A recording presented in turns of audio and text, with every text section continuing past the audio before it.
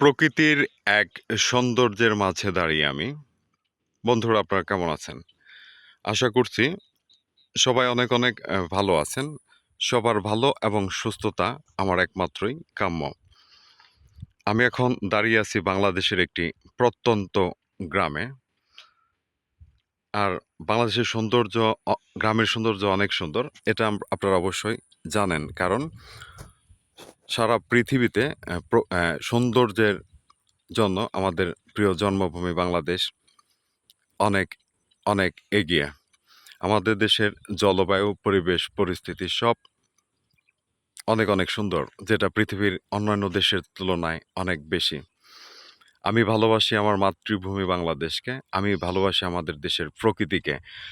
আমি ভালোবাসি আমার দেশকে, দেশের মাটি, দেশের মানুষ সবাইকে।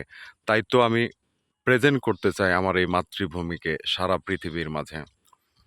এটা আমার একটি দেশপ্রেম প্রকাশ মাত্র। আপনারা সবাই নিজের দেশকে অবশ্যই ভালোবাসবেন। আপনার প্রিয় মাতৃভূমিকে সারা পৃথিবীর মাঝেই তুলে ধরবেন। এটাও আপনার একটা দেশপ্রেমের প্রকাশ। কারণ আপনার দেশ সারা পৃথিবী দেখবে, আপনার দেশটা অনেক সুন্দর।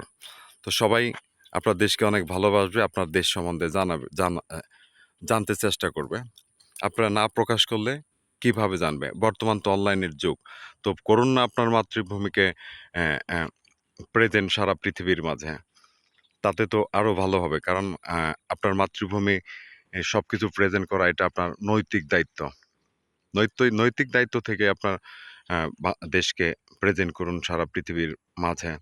এটা একটা পদ্ম বিল। এটা অনেক বিশাল একটা বিল। এটা অনেক বড় এরিয়া। এখানে অনেক ধান, অনেক পানি যখন বর্ষা হয়, বর্ষা মৌসুমে প্রচুর পানি থাকে এখানে।